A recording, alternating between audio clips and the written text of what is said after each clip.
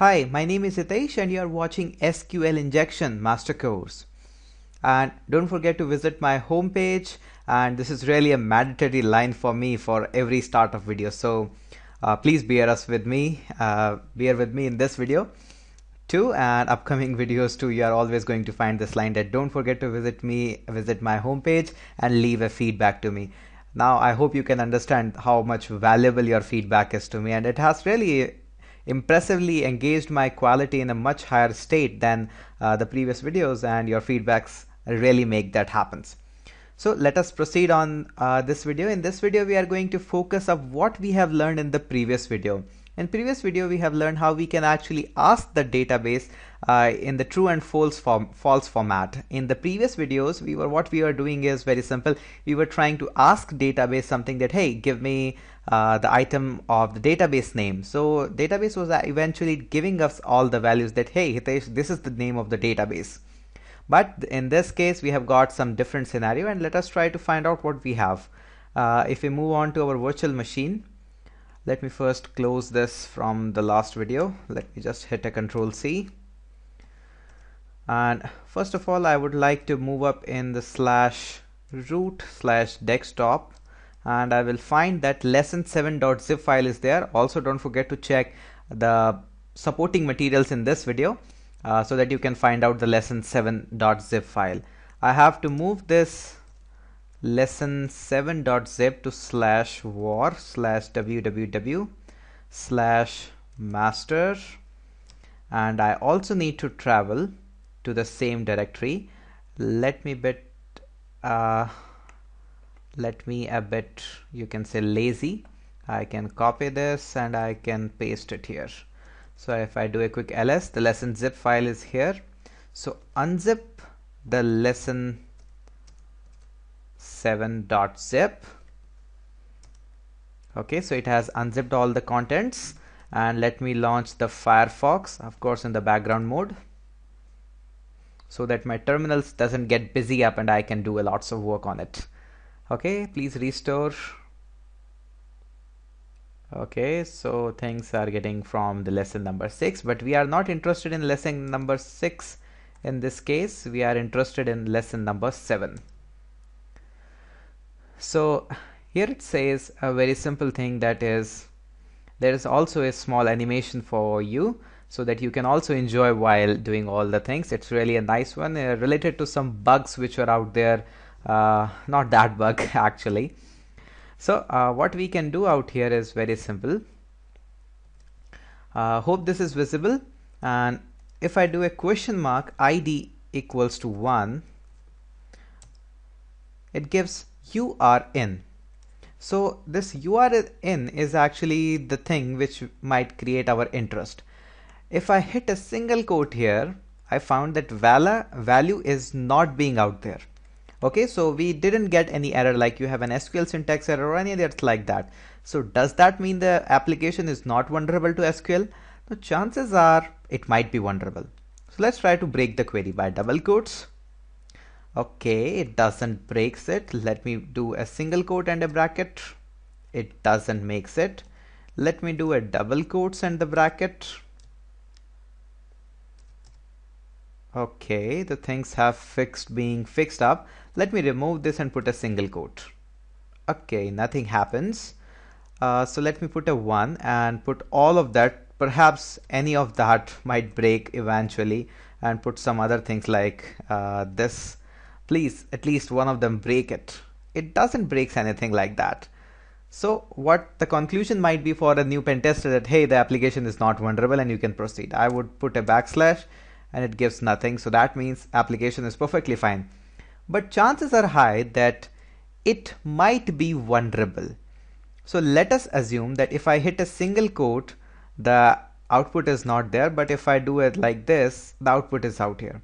So let us just assume that single quote and a hyphen plus, it fixed the query, and that means I can put some things around, like let me put a and 1. It gives me an output. Let me put a and 0. That means the output is not there. So again, there is an error, that means yes. There is not an error, that means no.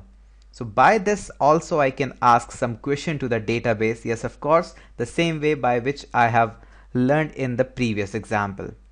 So let me just copy this, and yes, of course, you are guessing right. The command list file is out there. This time it's the name command2.txt, and all the commands are here. Here it is, quite visible. So what I need to do, I need to select the last command. I hope I have discussed it quite in a detail in the previous video. I'll copy this and I will just paste it here in place of 0, but since it's an AND, I have to unwrap, encapsulate all these things, and of course to remove these colon and the bracket. So let me zoom out a bit. Okay, so I'm just trying to ask some question for it. Let's say the question is equals to let's say 110. So it gives out nothing in this case. So let me again go back here.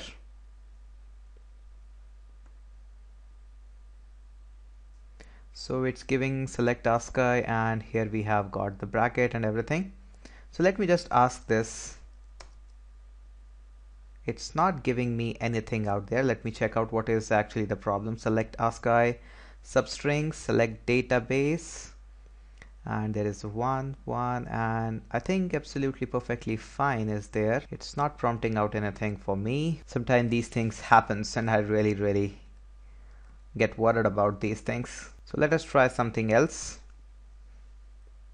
Let us just try this one so that we can find out if I had make any typo, and my eyes are actually not able to catch that up at this phase. Sometimes these things really happen. So what I have to do, I have to encapsulate everything into the bracket.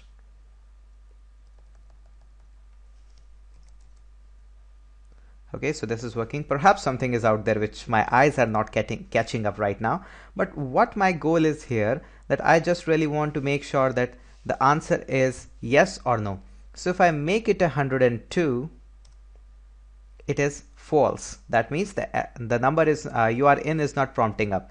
If I do 104, it's not prompting up. Okay, so my eyes caught up this 2 was actually making some problems. So I hope you got the scenario how we can proceed in this case. But also I would like to mention one more thing, that is you can also visit this easycalculation.com/ask to speed up the things. Of course, we have to iterate 26 times to find out the database name if the database name is totally with the alphabets. So let's say S value is 115. So let me ask the database if the first character is 115. So let me just ask it 115. So it says yes, Sitesh, the first character is 115. Let me move back to the second character, and the second character was security, so E, so 101. So let's go back again. So it's 101. Oops, error, I forgot to replace 2 here. So it says yes, the second character is 2, and let me go to the third character, this time C, it is 99. So let me go to the third character, and it's 99. So all the true, that means you have to do in like that way, and don't make some mistakes like me. I really appreciate if you don't do that, but really mistakes teaches you a lot. And don't forget and don't hesitate that you have done mistake. It's really common. We are human beings. We are made to make mistakes. So make them and learn a lot from them. Also, in place of database, now what you can do, you can simply ask the version also, and there would be some problem to find out the versions as well. So if I do a version, and since the version is, let's say if I place a 6 here, so it gives me a false. But if I do a 5 here, that also gives me a false. And since it's a Ubuntu based, I know that what is my version. And if the version is less than, let's say 6, it gives me nothing again. If I do a 7 here, it gives me nothing again. But of course, if I do a 3 here, it again gives me an error. So that means the version is not even close, you are guessing. So it's, yes, of course it's 5.1 Ubuntu version, but I'll leave this for you as a simple exercise to find out what might be the reason and how we can get and guess the database. Of course, I'm going to talk about a lot of these things in the upcoming videos, but a small exercise for you as well. And don't forget to practice along with me and visit my website. So that's all for this video, and thank you so much for watching, and keep enjoying the security stuff.